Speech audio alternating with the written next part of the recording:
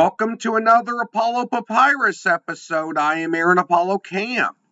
For this episode, I interviewed someone who has climbed Africa's tallest mountain, Mount Kilimanjaro, co-produced the animated film The Shadow of Doubt with his wife, and is the author of the Trilogy for Freedom series of books, as well as the middle grade novel Nevertheless. His name is Geoffrey Wells, and here's my interview with Geoffrey. Geoffrey Wells, welcome to Apollo Papyrus. Thank you very much. Nice to be here. Feel free to introduce yourself to our listeners. Thank you. My name is Geoffrey Wells. I'm the author of 4 novels, 3 of which are adult thrillers, and the 4th is a middle grade novel about the fentanyl crisis. Before that, I came from a 30-year career in IT, working for 2 of the major television networks in this country, and then immigrated from South Africa when I was in my mid-20s. Before that, I worked as an art director in ad agencies, and I had a very varied upbringing in South Africa because my dad was a mining engineer, and we moved from town to town, and I went from school to school. And along the way, gathered an enormous amount of very interesting experiences. So that's basically it in a nutshell. You've written a 3-book series called the Trilogy for Freedom, with the books in the series being A Fado for the River, Atone for the Ivory Cloud, and The Drowning Bay. Without spoiling too much of each book in the series, what is each book about? And if there's an overarching theme of the series, what is it? Well, I'll start with your last question. The overarching theme of the series is about the various types of freedom that I write about, which is the first one, which is personal freedom when it's combined with a nationalistic sort of freedom. And that book is about the war in Mozambique in the mid-'70s, 1974, for about 16 years. And it's about somebody looking for somebody else who was involved in the revolution. The next book is Atone for the Ivory Cloud, Atone meaning apologizing for the ivory cloud, which is the elephant ivory that is traded on the internet.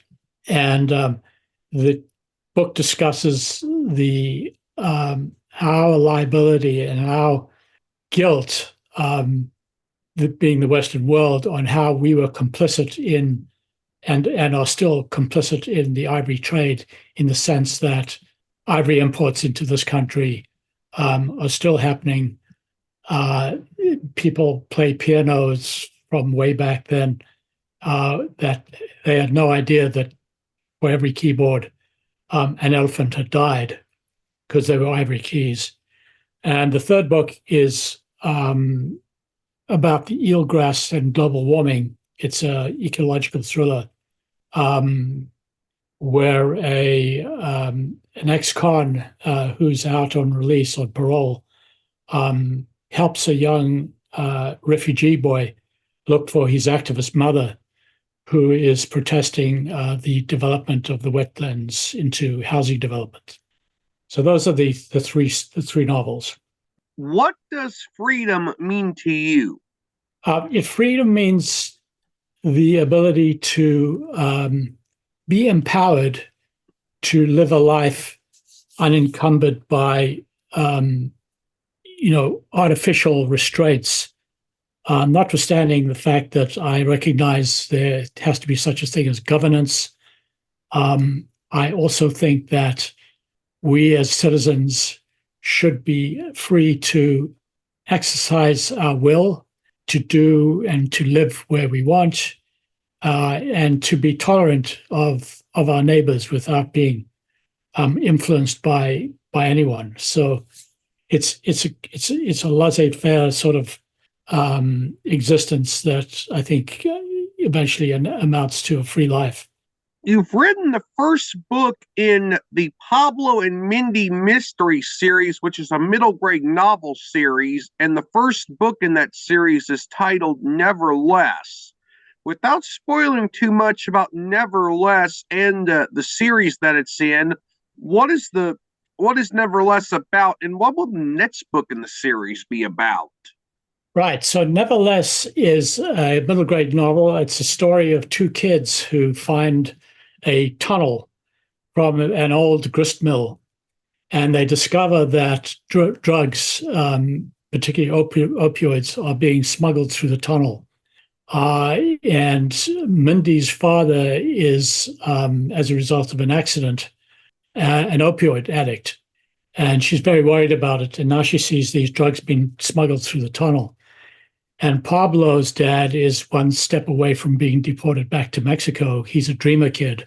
And the two of them collaborate to help each other's father get away from the albatross that is on both of their backs. And they bond. And it's a story about friendship and how friendship can overcome pretty much anything, and particularly when it comes to helping parents get away from the things that are really weighing them down. Why did you decide to write a middle grade novel about the fentanyl trade? And what difficulties did you run into writing a middle grade novel about the trade of illicit drugs? I decided to write it because in our town where I live in Long Island, we had a spate, this is about 4 years ago, of deaths from overdoses and all fentanyl related. And it was pretty shocking. And the question I asked myself is, what if these victims of the fentanyl trade had kids, and particularly if they were kids in their developing years? How stressful would that be? And can't I therefore write a novel that would help them understand the mechanism of how these drugs come into communities, and then go one step further, which is to help the reader understand the supply chain, how it all comes together to end up on the streets, street drugs. So that was the impetus for it. The difficulty I had in writing the book was the medicine, the chemical aspect of it, and so I was fortunate in being able to ask for counsel from harm reduction specialists and doctors who read the book and advised me on what I was doing and what I was saying. And then the other aspect is I also encourage parents to read the book with a middle grade 12-year-old, for example, so that they can talk about how knowing more about it is empowering. They will see that at the end of the day, they are the ones being exploited, and they are the ones who are being the victims of greed, basically. And the cartels and the drug gangs that are peddling these drugs to them feel absolutely nothing for them. They are merely business, and therefore embrace the knowledge, and a little bit of which I take them through in an adventure where the boy allows himself to infiltrate the cartel in a very innocent way, but is quite effective in shutting down part of the trade. Can Nevertheless be used in a school setting for inquiry-based learning? Yes, it absolutely can. I have a course material that does exactly that. So, I ask when I visit schools, I ask the question, how are you going to begin to understand, the amount of overdoses that are on the street, And so I take them through basically two main aspects. One is how to be resilient, and therefore not fall victim to the temptation or peer pressure. And then, the other one, I also,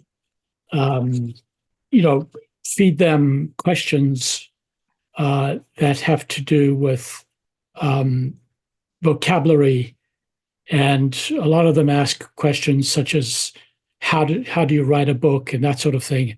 And I have an extended metaphor that relates writing a book to building a house, for example, and the plot, etc., is all discussed with inquiry-based learning. Are all the books you've written self-published, traditionally published, published via hybrid press, or did you use different publishing methods for your books? I've always been independently published, so I consider myself an authorpreneur. I have my own writing company, and I've done that from book one, where I, had to figure out how Amazon worked, and all of the intricacies of being a publisher, basically starting from scratch, and it's been quite an adventure. You published the children's book Moonglow, which was written by Peggy Dickerson. What was it like to work with Peggy as a publisher? It was terrific, actually. Peggy is a naturalist in this area where I live. And she had written this picture book. And my wife is a very well-renowned illustrator. So I put her together with Peggy, and they worked out the visuals. And then because of my graphics background as an art director, I was able to put together the book in terms of publishing the pages and formatting the book, and then marketing it through both Amazon and Ingram Spark. Peggy was great to work with, and we continue to collaborate. She's a terrific salesperson, so she calls the bookstores and gets the books booked or stocked, and it continues to go from there. So I'll probably do that again because I enjoy it very much. You and your wife produced an animated film titled The Shadow of Doubt. What is The Shadow of Doubt about?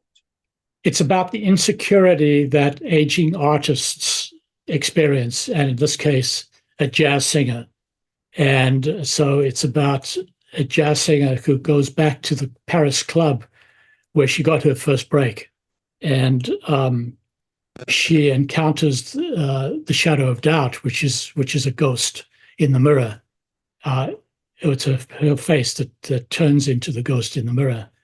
And it's about her reconciling her insecurities as an artist with being realistic about who she is and that she has a path forward in life. Now, is it true that you've climbed Mount Kilimanjaro in northern Tanzania in Africa? Yes, that is true. What true. is it like to climb Kilimanjaro? It's a 5-day hike, basically up the mountain. It's 19,000 feet, so it's a high mountain. And you go in teams of about 10 to 12 people. You have a guide, almost like a Sherpa in the Himalayas, similar sort of setup. And it's a great experience. The Tanzanian government are the overseers, the custodians of the mountain. And when you get to the top, there are glaciers, and you spend about half an hour, at the very top sign that says you've reached the top. And then you come down in about 1 day. So it's 5 days up and 1 day going down. It's a lot of fun. Geoffrey, I thank you for appearing on Apollo Papyrus. You were a wonderful guest. Thank you so much for having me. It was an honor. Thanks, Aaron. While I oppose oppressing or stigmatizing people immigrating to the United States in search of a better life, the illicit fentanyl trade is an extremely serious problem that must be confronted to the fullest and fairest extent. This is Aaron Apollo Camp reminding y'all to write and read your passion. Bye for now.